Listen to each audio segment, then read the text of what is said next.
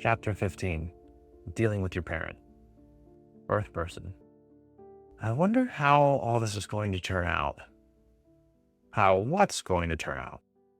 My life. I'm making some big changes, and I'm wondering what's going to happen on down the road. Like, does it all turn out the way I want?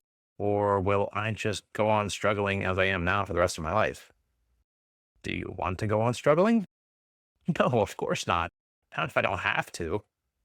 You don't have to if you don't want to. And what do you mean by that? If you want to, you can stop struggling. You don't have to struggle. The struggle is only in your head.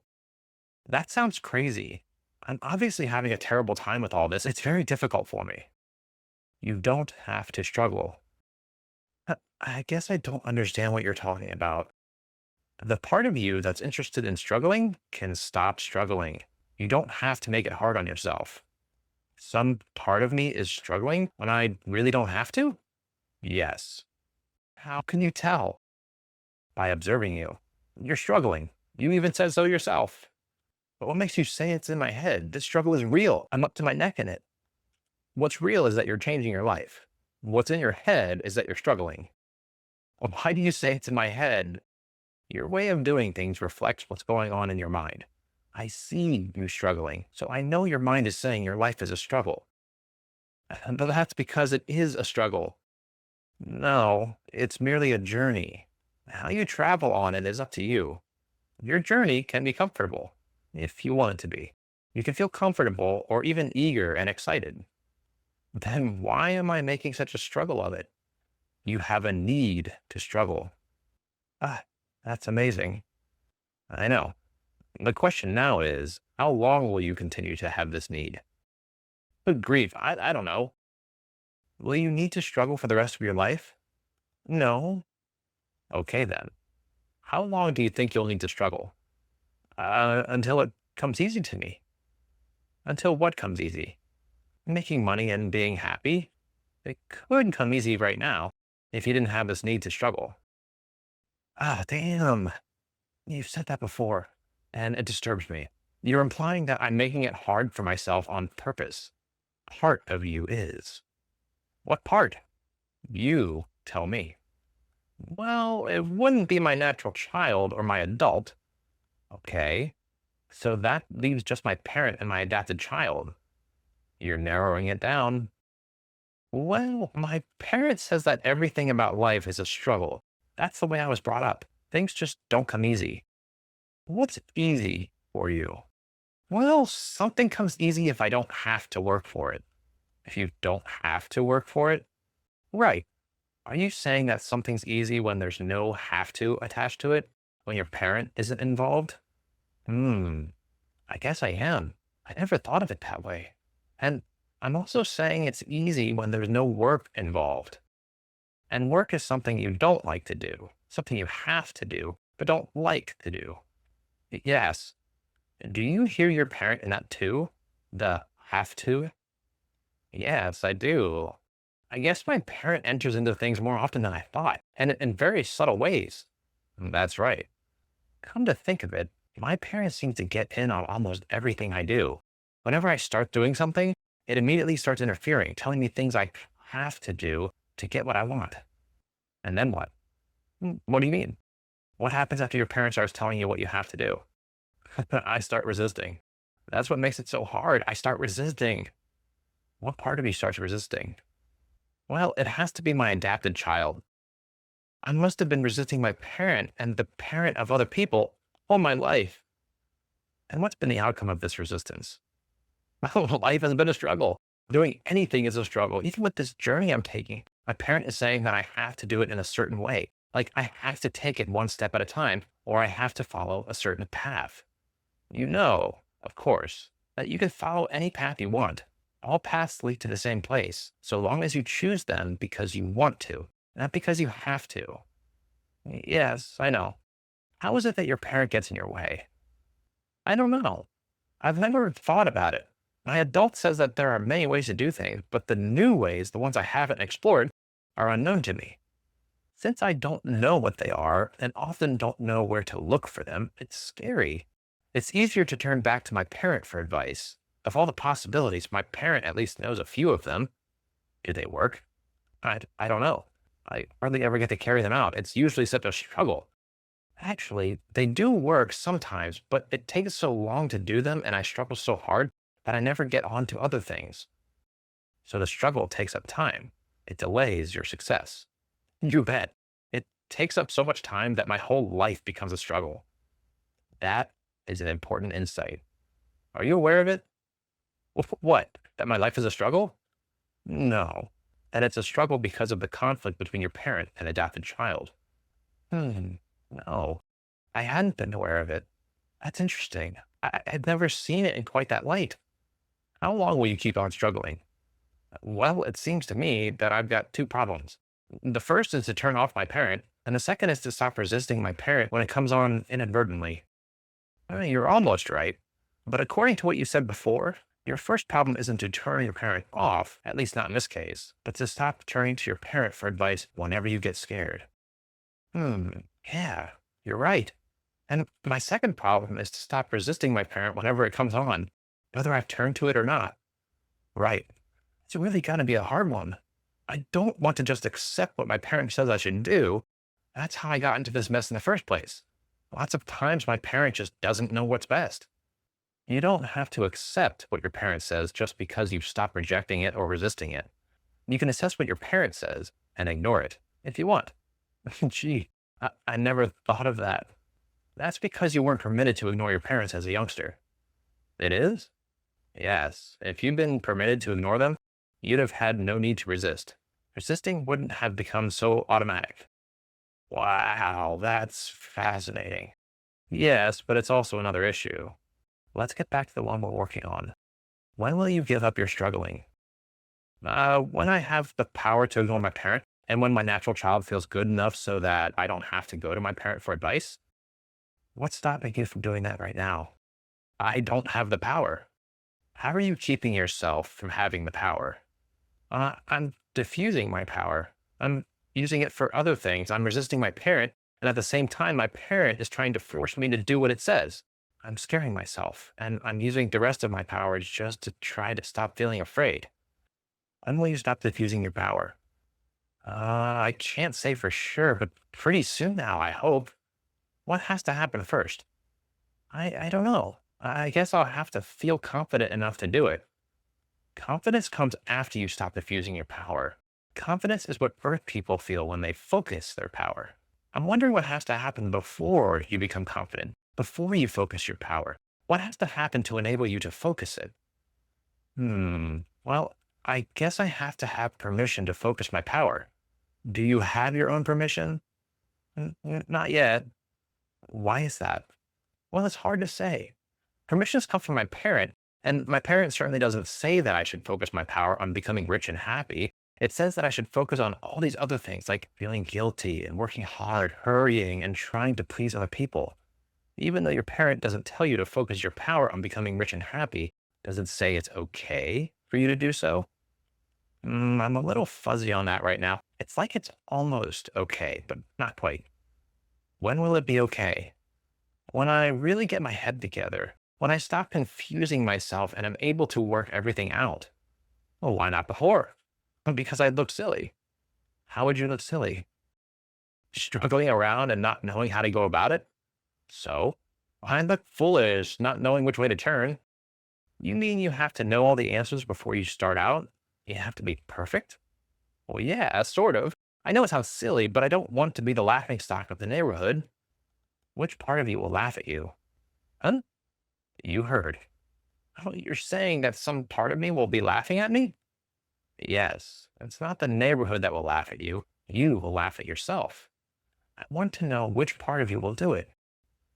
Well, it must be my parent saying that I shouldn't make any mistakes and then laughing at me whenever I do.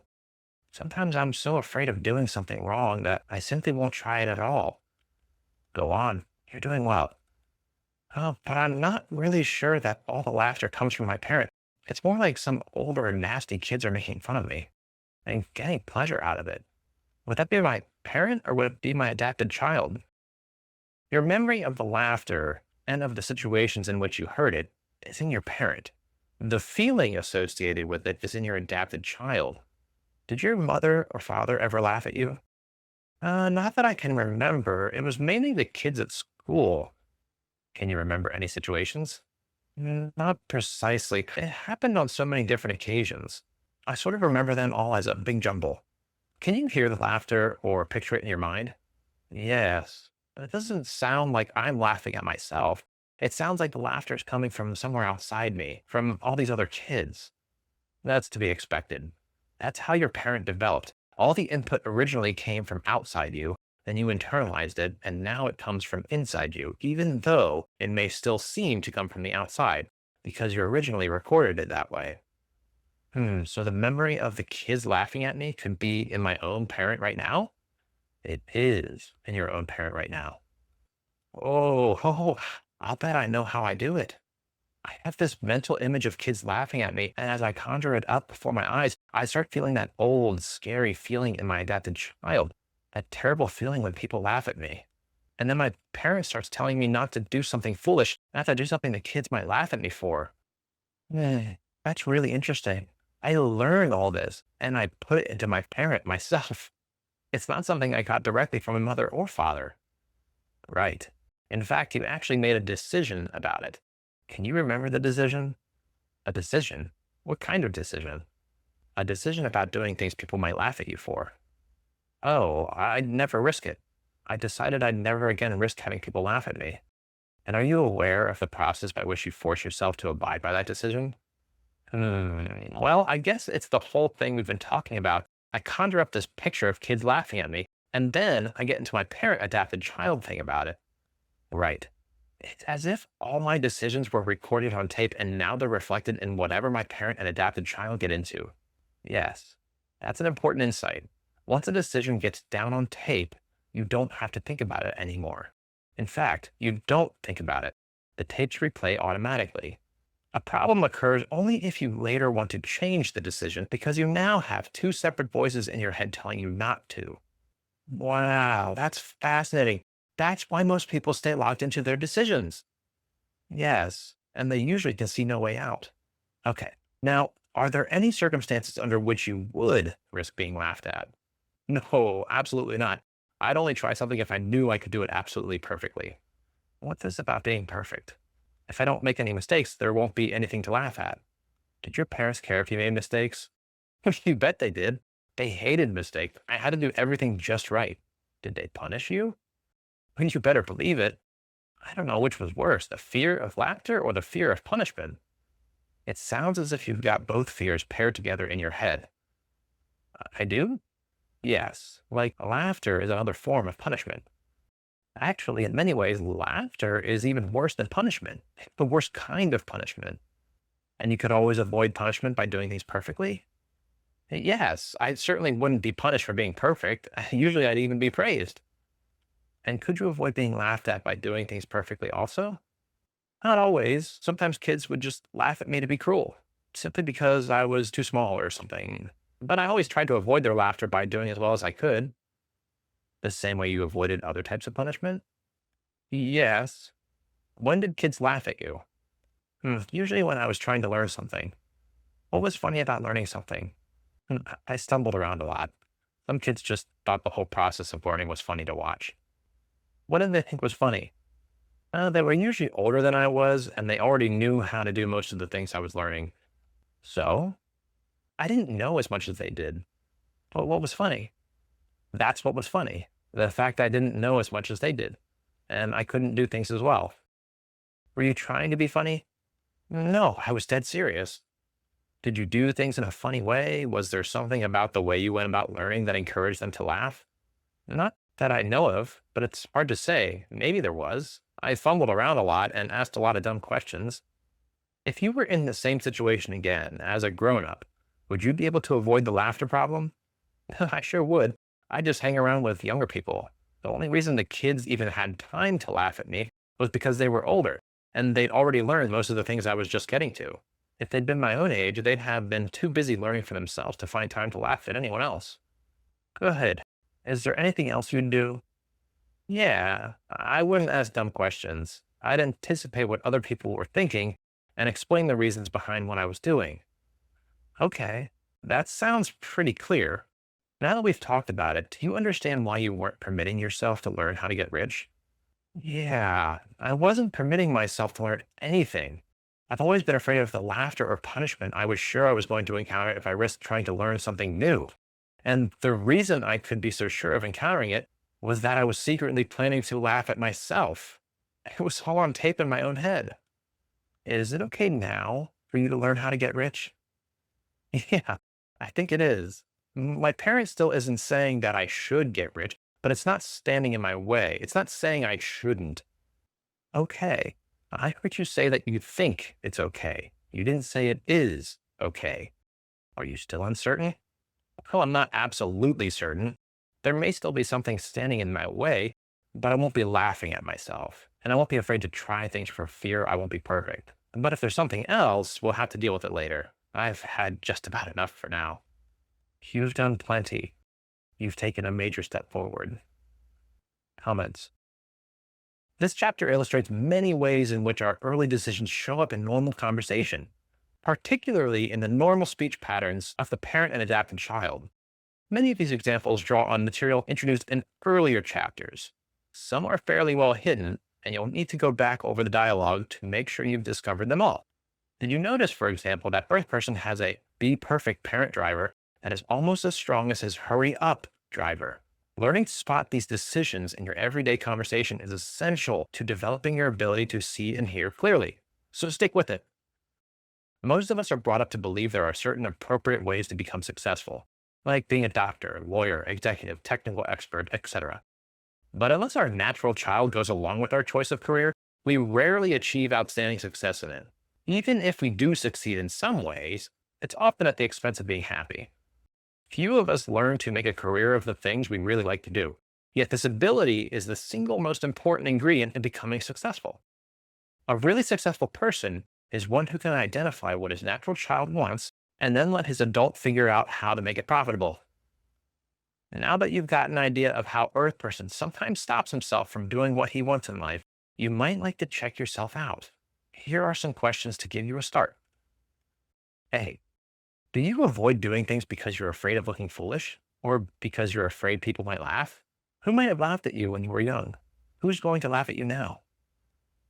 B. Do you avoid doing things because you don't think you'll do them well? What would happen to you if you failed? C. Do you avoid doing things because you're afraid you'll be tricked or trapped in some way? How do you convince yourself not to do them? D. Do you have a need to look good? Where did you learn looking good was important? E. Do you have your own permission to do anything you want? If not, how could you obtain it? F. Do you look to others for approval before starting something? What would happen if you went ahead without their approval? G. Do you give up before you even start? How did this serve you when you were young? Is it still a good plan, or have things changed? And H. Do you wait for someone to tell you how to proceed or to give you suggestions before starting? Why not start on your own?